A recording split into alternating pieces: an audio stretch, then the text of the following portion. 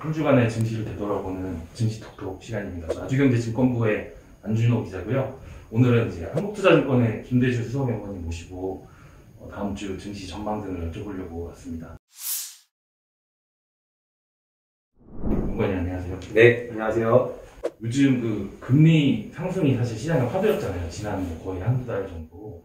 어제 FOMC가 개최가 됐는데 오늘 기사로도 많이 나왔지만 특별한 액션은 없었지만 여러 가지 발언들이 있었잖아요. 이게 어느 정도로 저희가 평가를 해야 되는지, 또 시장에 어떤 영향을 줄 수 있는지, 이거를 일단 먼저 말씀을 좀 해주실 수 있을까요? 네, 일단 FOMC가 약간 비둘기적으로 해석된 게 시장에 우호적으로 작용을 했고요.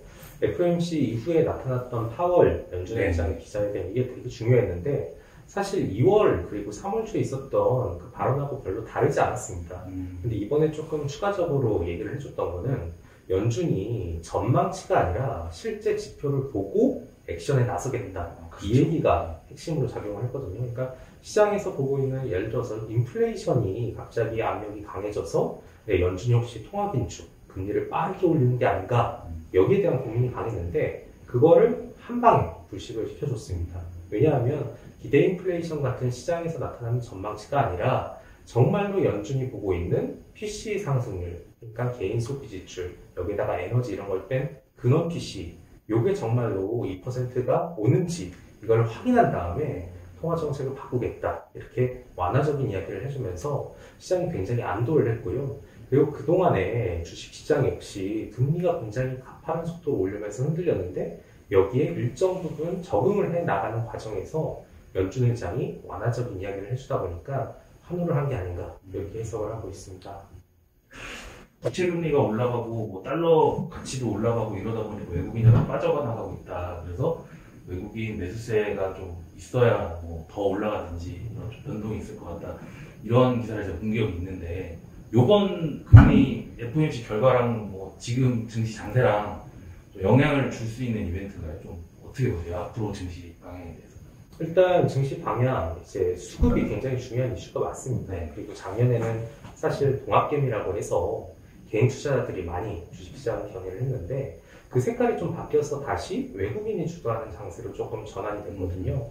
근데 최근에 원달러 환율이 굉장히 빠른 속도로 올라오다 보니까, 그러니까 달러가 강세가 되다 보니까 외국인이 약간 좀 파는 그런 행보가 나타나면서 지수가 흔들리는 부분이 있었습니다.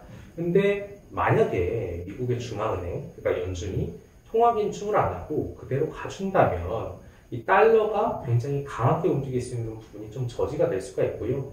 그러니까 한국은 자체적으로 수출이 지금 최근에 조금씩 회복되고 있기 때문에 그 과정이 진행되면 원달러 환율도 어느 정도 좀 진정이 되면서 외국인 입장에서는 경제 펀더멘털이 우수한 한국으로 조금 들어올 수 있는 계기가 마련되지 않을까, 이렇게 보고 있습니다. 그래서 지금 당장은 조금 기간 조정, 지수가 횡보를 하고 있는데 조금 더 시간이 필요할 것 같아요. 근데 그 시간을 넘어가면 한국 증시 다시 조금 올라가는 그런 궤적이 나오지 않을까 예상을 하고 있습니다.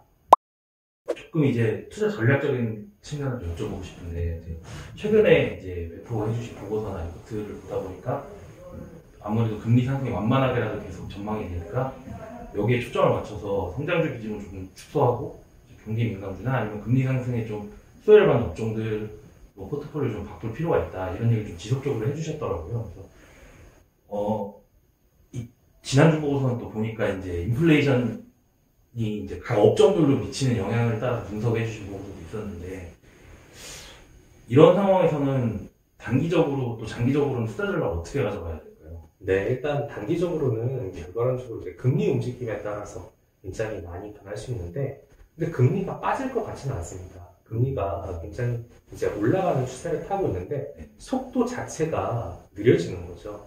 그러니까 금리라는 것은 사실 경기와 물가를 같이 반영하는 건데, 근데 물가에 대한 우려가 많이 이제 약화가 됐고, 근데 경기는 계속해서 살아나다 보니까 금리, 장기금리 자체는 조금씩 올라갈 수밖에 없겠죠. 그래서 이런 흐름을 반영을 하게 되면 결과론적으로 금리 상승에 조금 우호적으로 반응할 수 있는 경기 순환주, 경기 민감주라고 하는데 여기에 속해 있는 업종이 좋다, 이렇게 판단을 하고 있고요. 대표적으로 소재라든지 산업재, 아니면 경기 소비재, IT 이런 것들이 들어있고, 세부 업종으로 좀 뿌리게 되면 철강, 화학, 기계, 조선, 그리고 경기 소비재 단에서는 자동차나 의류, 그리고 IT는 일부 이제 부품 장비 같은 이런 쪽이 좀 좋다 이렇게 보고 있습니다. 반면에 금리가 올라가는 게 지속이 되면 성장주는 결국에 이게 밸류에이션 부담, 가격 부담을 느낄 수밖에 없어요. 왜냐하면 금리를 이제 미래 이익을 할인을 하는 그런 과정이다 보니까 그래서 굉장히 미래 성장성을 바탕으로 올라갔던 뭐 바이오라든지 아니면 2차 전지 이런 것들은 상대적으로 조금 수익률이 상대적으로 좀 저조하게 나올 수도 있겠죠. 그래서 이런 흐름들이 당분간 좀 이어질 수 있기 때문에 여기에 대해서 조금 염두에 두고 전략을 짤 필요가 있겠다 이렇게 말씀드리고 있습니다.